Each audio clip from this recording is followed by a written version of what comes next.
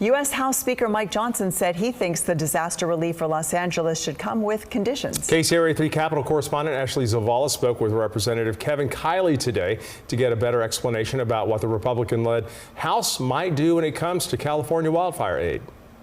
Speaker Mike Johnson's comments that the disaster relief that California will likely get would come with strings attached or with conditions. Your response to what's happening here?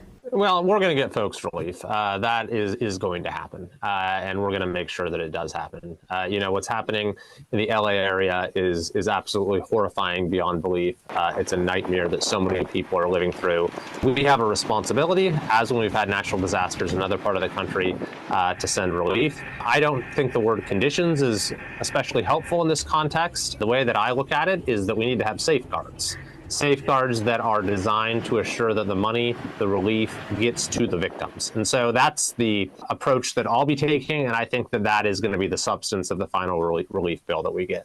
There is some anxiety, it seems like, among Democrats who see those comments and then they think, oh my gosh, is LA's disaster relief going to hinge on something that has nothing to do with the environment? Will this disaster relief be hinged on immigration policy or abortion policy? No, it will not, and that it would not be appropriate, and I will not be in favor of anything like that. I saw the picture of, I know the California Republican congressional members at Mar-a-Lago with the governor and the supermajority here having this special legislative session around Trump-proofing California, for lack of a better term, and then at the same time expecting the incoming administration to really do all this work. I don't know if he had anything to say about that, or just sort of what those conversations were like at Mar-a-Lago. We didn't delve into that too much, but I think that you know, the people of California shouldn't be punished for the failures of their government. I mean, the victims in LA have already been punished.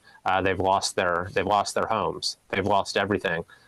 So they shouldn't be punished again because we have bad political leadership in California. So I think that's the way I'd see it, and I think it's the way the president sees it as well, is that we want to help the people of California.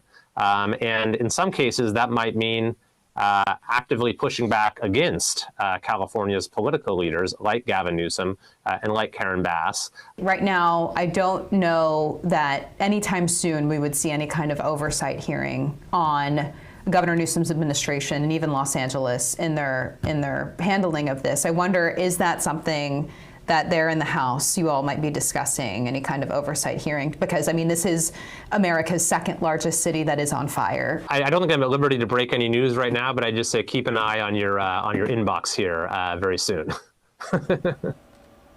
All right, that was Ashley Zavala reporting. She told me that she keeps looking for that update in the inbox. An oversight hearing like that would mean that California's Democratic leaders would be called to D.C. and to testify and answer questions from the Republican-led House.